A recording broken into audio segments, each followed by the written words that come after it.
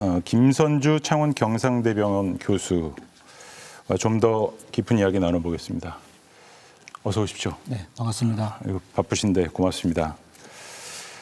자, 바로 여쭐게요. 1월 20일 이제 우리나라에서 첫 환자가 발생한 이후에 지금 한 달하고 일주일 정도 또 지났는데 지금까지 드러난 코로나19의 특징 좀 요약을 해 주시죠. 네, 불과 한 10일 전만 해도 네. 저희가 한 30여 명 확진 환자가 있었는데 불과 10일 만에 저희가 1,800명 정도로 아주 빠르게 그 초기 어떤 그 발생 속도가 매우 빠르다. 예. 이렇게 말씀드릴 수가 있겠고요. 두 번째로는 다행히도 이제 많은 분들이 그 무증상이거나 아니면 증상이 경미한 그런 이제 환자분들이 많고 그리고 이제 그 기저질환이 없는 어떤 50세 이하의 젊은 분들은 그렇게 이제 그 사망률이 거의 제로입니다. 그에 반해서 반면 면역 기능이 저하되신 분들, 그래서 뭐 당뇨라든지 심장 질환이라든지 천식이라든지 혹은 투석을 받는 분들이라든지 이런 분들은 또 이제 반대로 사망률이 좀 높을 수 있기 때문에 이제 그런 어떤 특징이 있다 이렇게 말씀을 드릴 수가 있고요. 네. 아주 그나마 다행인 것은 저희가 이제 얼마 전에 메르스, 뭐 사스 이런 걸 겪지 않았습니까? 그 메르스에 비해서 치명률은 한 30분의 1, 그다음에 사스에 비해서는 한 10분의 1 정도로 치명률은 상당히 낮다 이렇게 말씀드릴 수 있습니다. 네.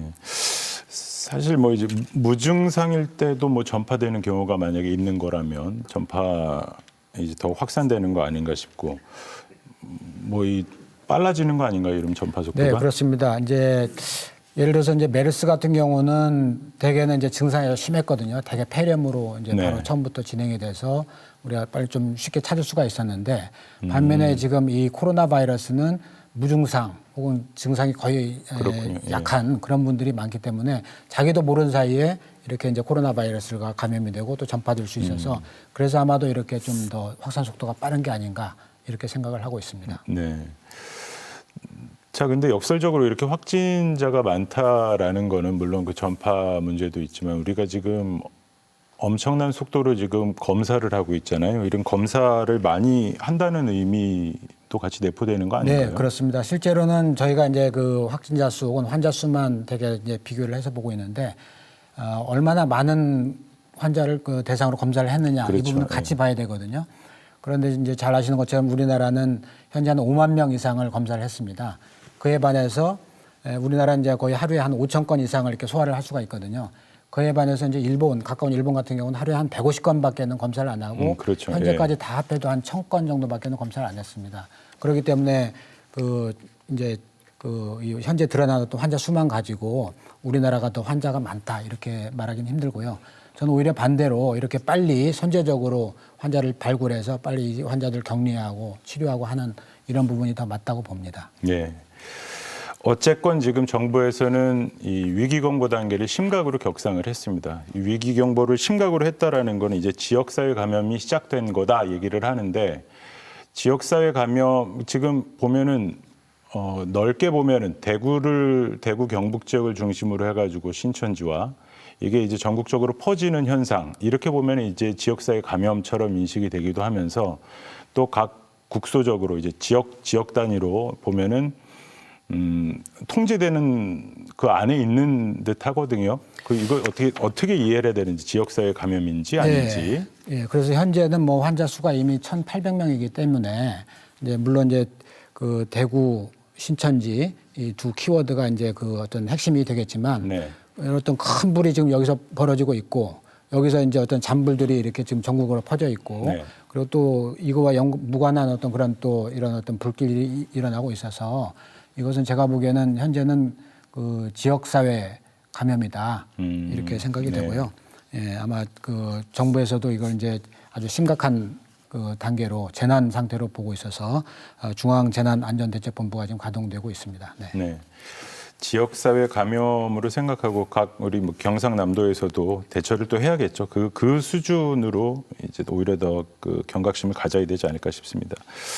이게 사실 어떻게 보면 해묵은 논란일 수도 있는데 중국인 입국 금지 문제가 계속 이제 그 논란이 되고 있거든요. 이거 어떻게 보십니까? 네, 저도 이 부분에 대해서 좀 안타깝게 생각을 하는데 사실 뭐 아주 초기에 이제 뭐 그런 어떤 됐으면 모르지만 지금 단계에서는 무의미할 것 같고요. 네. 특히 사실은 이제 처음에 그 우리나라에 이게 유입되었던 이런 부분들도 중국인보다는 이제 우리 국민들 이제 중국 다녀오셨던 여행 갔다 왔던 아마 이런 분들하고 제가 알고 있거든요. 네. 여하튼 현재로서는 전 세계에 지금 뭐 이 코로나 바이러스가 다 퍼져 있기 때문에 현재 단계에서는 이렇게 어떤 유입을 차단하는 것은 아무 의미가 없다. 네. 이렇게 볼 수 있습니다. 그 지금 어쨌든 동시에 이 정부에서는 그러니까 전파 차단 얘기도 하고 있지만 또 완화 정책 이것도 얘기하잖아요. 네, 그렇습니다. 예, 그래서 이제 초기에는 이제 그 봉쇄 정책, 그래서 이제 그 외부에서 들어오지 못하게 하는 그런 정책이 맞고, 또는 현재 우리가 하고 있는 이제 그 확진자를 찾아내고 또 접촉자를 찾아서 격리하고 이런 부분을 우리가 봉쇄 정책이라고 하거든요. 완화 아니 봉쇄. 봉쇄. 봉쇄. 예, 예. 이제 그에 비해서 이제 이게 이제 환자 수가 너무 많아지면 그런 단계로는 이제 못 하는 겁니다. 이제 어쨌든 의료진이라든지 우리가 이제 방역 어떤 이런 그 역량이 있는데 그게 너무 많아지면 그거보다는 차라리 이제 이런 어떤 유입 차단보다는 오히려 이제 그 환자를 빨리 지금처럼 많이 검사를 해서 그런 양성자들을 빨리 분리하고 그다음에 이제 또 증상이 심한 사람들을 치료하고 이런 어떤 방향 전환이 필요한 그런 부분을 우리가 이제 완화 정책이다 이렇게 말씀드릴 수 있습니다. 뭐 앞서 얘기가 나왔습니다만은 이 확진자 동선 공개하는 거 앱까지 있습니다. 확진자 다녀온 곳 이제 그 경고음 나오는 어떻게 보십니까? 이 효과가 좀 있다고 보십니까? 저는 이제 그거에 대해서 굉장히 부정적으로 봅니다. 거의 효과가 없다고 생각을 하는데요. 네. 그 이유는 뭐냐면은 이제 사실 많은 사람들이 정확히 자기 어떤 그 동선이라고 할까 그 기억이 굉장히 좀 부정확한 경우도 많이 있고 네. 또 때로는 이제 그 개인 정보가 이렇게 또 노출이 되는 경우도 있습니다. 그래서 그런 어떤 좀 부작용이 심하고요. 또 하나는 이제 낙인 효과인데 예를 들어서 이제 뭐 며칠 전에 어디를 다녀갔다 그러면은 이제 그쪽이 완전히 선의의 피해를 보는 그런 경우도 네. 있는데 사실은 이런 그 확진자가 다녀간 곳은 이미 저희가 이제 역학조사도 다 하고 또 방역도 완전히 마치기 때문에 이 어떤 동선이 공개될 무렵에는 이미 다 이렇게 깨끗하게 정리된 비교적 그러니까 완전히 그 바이러스가 없는 그런 상태거든요. 그래서 저는 이제 개인적으로 이 확진자 그 동선 그 하는 것은 개인적으로 좀 반대하고 있습니다. 네. 그러시군요. 그 우리 전문가분들 의료진 사이에서도 이건 좀 이견이 있는 건가요? 네, 의견이 있습니다. 예. 근데 뭐 저는 개인적으로 이거는 굳이 필요 없다. 이미 뭐 방역이 다 맞춰진 상태고 네. 괜히 그 선의의 피해 혹은 낙인 효과 이런 게 있기 때문에 이건 굳이 필요 없다고 생각을 합니다. 알겠습니다. 네. 자, 이 보건당국에서 좀 밀접 접촉자 자가격리 시키고 지금 관리하고 있는데 이거 어떻게 하고 있습니까?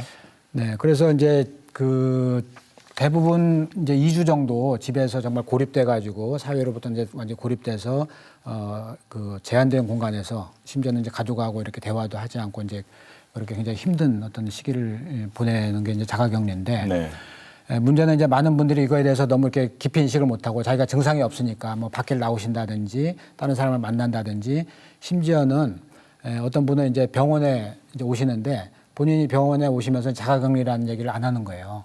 그러면 이제 만약에 그분이 이제 환자가 실제로 환자로 확진자가 되면 그 병원은 거의 폐쇄를 해야 되는 상황이거든요. 그래서 반드시 어떤 그 지침을 잘 따라주시고 반드시 그 혹시 병원에 오시게 되면은 미리 보건소에 신고도 하시고 또 본인이 이제 자가격리자라는 걸 얘기를 해주셔야만 합니다. 네. 자가격리 잘 지켜야겠군요. 그렇습니다. 자, 어쨌든 뭐 이번 주 다음 주까지가 고비다. 뭐 또 정부는 한 4주 안에 이 확산세를 좀 막는 걸 목표로 하겠다 이러고 있는데 지금 어떤 걸 좀 가장 신경 써야 될까요? 네, 지금은 이제 그 국민들의 협조가 많이 필요한 상태입니다. 네. 지금 사실 잘 협조를 해주고 계신데요. 네. 예를 들어서 뭐 이제 그 어떤 모임이라든지 이런 것들 많이 외출이라든지 이런 걸 많이 자제하고 계시고, 그래서 일단은 뭐지 그 어떤 호흡기 증상이 있거나 이러면은 무조건 병원에 오신다든지 또 무조건 선별진료소에 가지 마시고 일단 증상이 이제 좀 가볍고 이런 분들은 좀 집에서 하루 이틀 좀 지켜보면서 좀 그 상태를 좀 보다가 좀 안 좋아지면 이제 그때 병원에 오시면 어떨까? 왜냐하면 지금 네. 병원에 워낙 지금 그런 그런 환자분들이 많이 몰려오고 있기 때문에 네. 그런 걸 좀 부탁을 드리고 싶고요. 그리고 이제 그 말하자면 이제 스스로 어쩌면 역격리죠. 이제 스스로 이제 집에서 좀 이렇게 많이 안 나오시는 어떤 이런 부분이 있는데 네. 저는 이제 이런 예를 들고 싶어요. 말하자면 이제 그 고립된 산 중에 폭설이 지금 내렸다. 그죠? 그러면 오도 가도 못하고 꼼짝 못 하잖아요. 그래서 그런 상황이다 생각하고 스스로 좀 잠시 이렇게 사회로부터 격리되는, 그죠? 각자 이렇게 네. 서로 이렇게 멀리 떨어지는, 그래서 아까 말씀하신 대로 이제 사회적인 격리 이런 부분이 되겠는데, 아마도 이런 그 폭설이 이제 눈이 다 녹을 무렵 되면 이런 어떤 유행도 좀 종식되지 않을까 이렇게 기대를 하고 있습니다. 예. 뭐 선별진료소를 비롯해서 이제 방문하는 민원인 입장에서는 뭐 오래 기다린다, 불편하다, 뭐 이런 얘기를 하는데, 또 지금 어쨌든 일선에서 악전고투하고 있잖아요. 의료진들 많이 좀 지쳐갈 것 같긴 한데. 네, 그렇습니다. 그래서 이 선별 진료소라는 것이 아무래도 이제 상태가 굉장히 열악하거든요. 천막 그렇죠. 속에서 네. 진료를 해야 되고 엑스레이도 찍어야 되고, 그런데 이제 아주 많은 분들이 이제 오셔가지고 여러 가지 그 의료 서비스를 요구하시면 네. 사실은 굉장히 어렵거든요. 이제 우리가 어떻게 보면 이제 그분들을 잘 아껴주고 지켜주고 이렇게 해야 되는데, 좀 그런 어떤 열악한 상황을 좀 이해하시고 아마 좀 잘 이렇게 따라주시는 게 필요하다 이렇게 생각이 네. 되고요.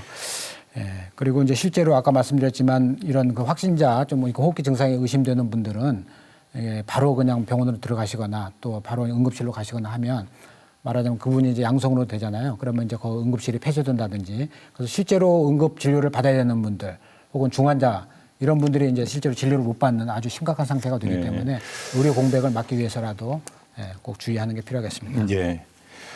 그 유튜브로 지금 실시간 질문이 좀 들어온 거, 이게 계속 얘기가 나오긴 하는 건데, 마스크를 빨아 써도 됩니까? 이런 질문이 들어왔습니다. 네, 사실은 그 방역 마스크는 이제 사실은 필터가 있거든요. 그렇죠. 근데 빠르는 예. 순간 이제 필터가 망가지기 때문에 빨아 아무래도 쓰는 거는. 면 마스크 이런 거를 근데 뭐 면은 원래 이제 또 이게 방한용이기 때문에 네. 사실은 또 이제 이 현재로서는 좀 적합하지 않고요. 네, 그렇습니다.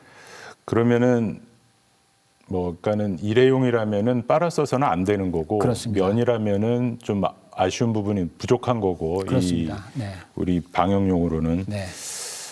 일회용 마스크 빨리 보급돼야겠네요. 네.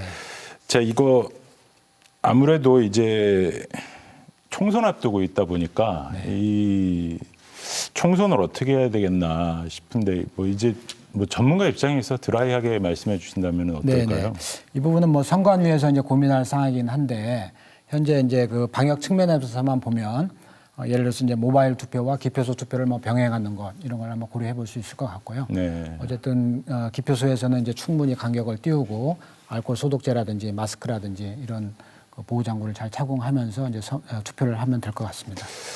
예, 시간이 좀 지나다 보니까 마지막 짧게 한 말씀만 더 여쭐게요. 네. 언론과 도민회가 마지막으로 좀 강조하고 싶은 말씀. 네, 말씀드리고 싶은 것은 많은 분들이 이제 지금 코로나만 우리가 자꾸 의식하고 코로나만 얘기를 하고 있는데, 네. 실제로는 이제 우리나라에서도 매년 독감으로 인해서 1,500명이 돌아가십니다. 네. 그래서 이 뭐 코로나 이외에도 사실은 이제 그 굉장히 다양한 어떤 그 감염 질환이 있고, 또 코로나 사망률은 이제 한 1% 미만이거든요. 예. 그리고 그것도 아까 말씀드렸지만 되게 이제 기저 질환이 있는 노인분들. 그래서 이제 너무 크게 걱정하지 마시고 이걸 잘 그 예방 수칙이라든지 이걸 이제 잘 따르시면 그렇게 무서운 병은 아니다.